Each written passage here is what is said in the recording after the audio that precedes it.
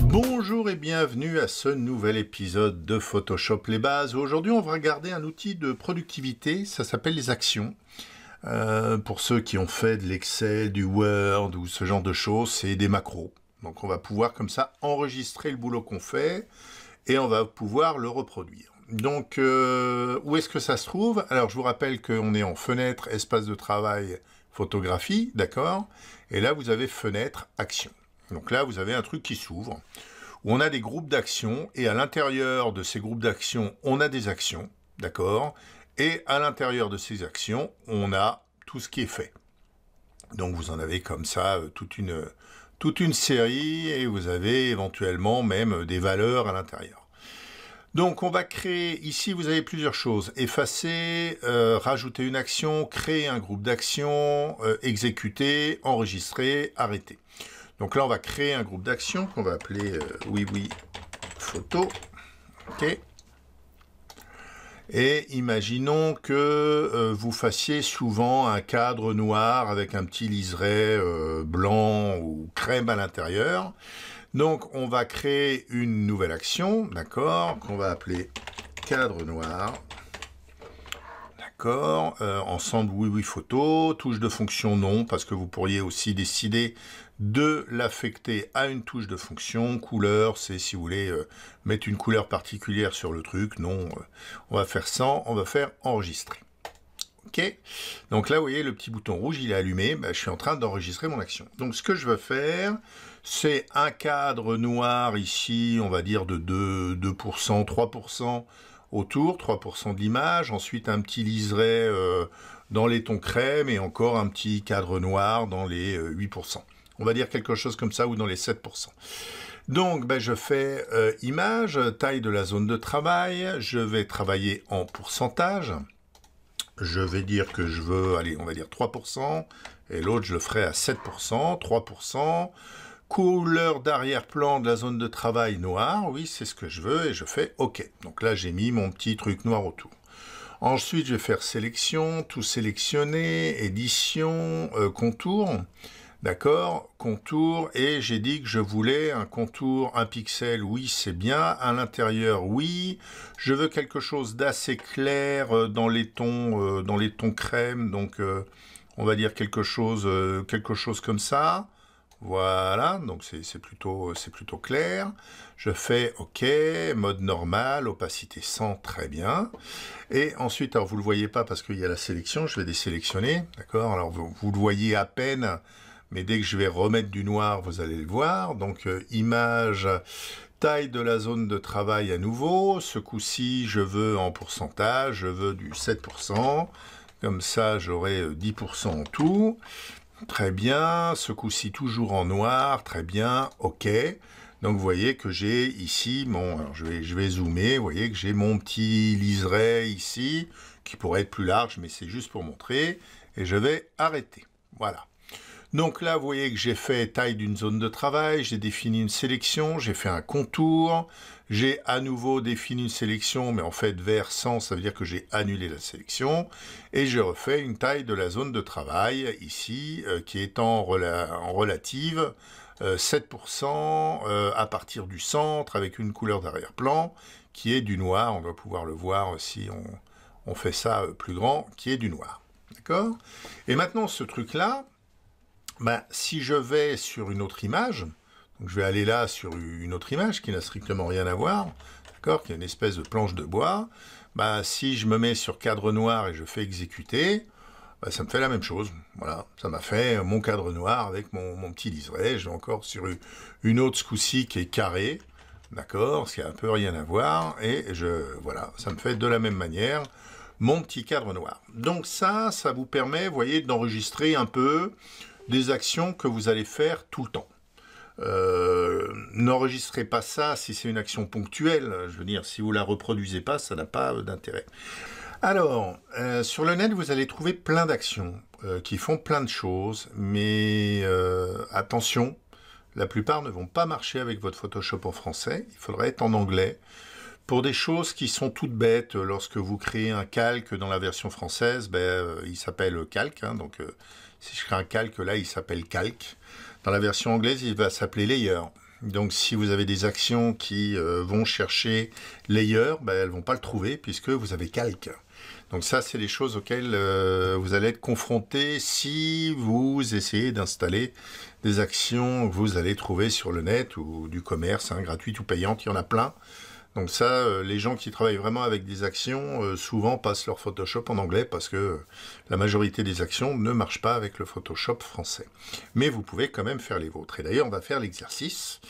Donc l'exercice, qu'est-ce qu'on va faire comme exercice? Alors je vais vous demander de faire fichier, on va faire un nouveau fichier, d'accord, qui fait 1000 fois 1000 pixels, d'accord, en blanc. Blanc ici, couleur RGB, 8 bits, très bien, créé, d'accord. Maintenant on va faire un fichier, nouveau fichier, et ce coup-ci on va dire qu'il fait 2000 en largeur, toujours en blanc, créé, ok. Et maintenant je veux que vous me fassiez une action qui va aller me coller un texte dans le coin ici. La taille du texte, je vous laisse décider, la police de caractère, je vous laisse décider. Mais je veux un texte qui aille se mettre ici, là, dans ce coin-là, pour les deux fichiers-là, que ça marche pour les deux fichiers qui sont là. Écoutez, ça va être à vous de jouer. Je vous donne un indice, peut-être que vous n'avez pas encore vu, c'est alignement. Le mot indice, c'est alignement. Voilà, je vous laisse chercher un peu. Maintenant, vous en êtes au 20, je ne sais plus combien, 29 ou 30e épisode. Donc, soyez un peu curieux, essayez de trouver ça, cherchez alignement, ça sera dans le menu calque, ça vous aidera, je pense. Ok, et ben on se retrouve, allez, vous arrêtez la vidéo et on se retrouve pour le corriger.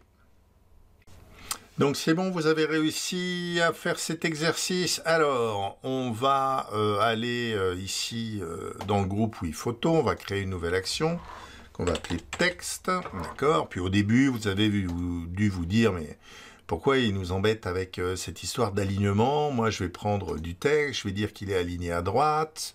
Ok, je vais écrire du texte ici, TX, TE. Et puis, je vais ensuite simplement le déplacer.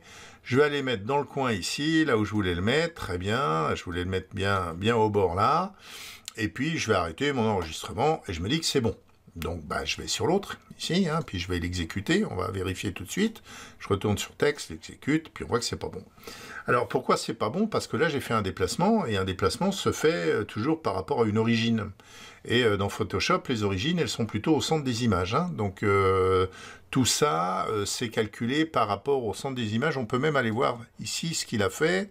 Vous voyez, il a fait un déplacement calque à l'état actif vers 309 pixels, 541. Donc, vous voyez, il a fixé des pixels. D'accord? Donc, ça va être compliqué lorsqu'on a des images qui ont une taille différente, d'aller faire une action où on donne des pixels comme ça. Ça va être un peu compliqué. Puisque là, on est plutôt en absolu, tandis qu'il faudrait être plutôt en relatif. Donc, on va effacer cette action. OK? On va supprimer ici le calque de texte. On sélectionne, j'appuie sur Supr, très bien. Puis on va aller refaire ça. Donc on va aller dans Oui Photo, on va aller dans Plus. On va toujours l'appeler texte. Ok. Tiens, on va mettre une couleur pour une fois, comme ça on verra ce qui se passe si on a une couleur. On va mettre une touche de fonction aussi pour rigoler. On va mettre F3. F3 avec contrôle. Ce sera contrôle F3. D'accord? Et ça sera en rouge. Donc je fais OK. Donc là, ça l'enregistre. Donc là, je reprends à nouveau du texte. Très bien. Je mets mon texte ici. Texte. Très bien. Une fois que j'ai fait ça, il faut que j'aligne. Donc, alors, pour aligner, je vais aller dans Calque, ici, Alignement, mais vous voyez que c'est grisé. C'est grisé, pourquoi? Parce que pour aligner des choses entre elles, c'est entre elles, donc c'est plusieurs. Donc, ça veut dire qu'il va falloir sélectionner un autre calque. Donc là, je vais appuyer sur Shift, je vais sélectionner mon calque là. Et puis, ce coup-ci, vous voyez d'ailleurs que j'ai les petites icônes d'alignement qui apparaissent. Donc, je peux l'aligner ici à droite, et là, je peux l'aligner en bas. Et là, je peux arrêter mon enregistrement. D'accord? Et si je vais ici sur l'autre, et que j'exécute mon petit texte. Alors, CTRL F3, on va tester CTRL F3, hop, et j'ai ma signature qui est arrivée là. Mais si vous regardez bien, vous voyez que, bon, ok, j'ai fait aligner, mais vous voyez que quand j'ai sélectionné l'autre calque, il a fait sélection calque arrière-plan. Donc ça veut dire que si j'ai un calque qui s'appelle autrement qu'arrière-plan, votre macro, là, elle ne va pas marcher. Donc il faut faire un peu attention à tous ces trucs-là. Vaut mieux utiliser des choses comme sélection, tous les calques, d'accord?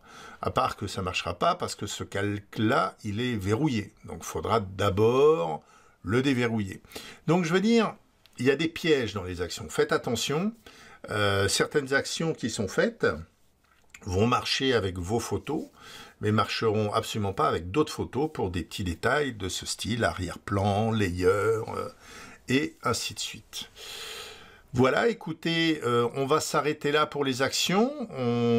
Vous avez vu déjà un exercice. On travaillera peut-être là-dessus une autre fois pour faire d'autres exercices. C'était juste pour vous montrer que ça existe.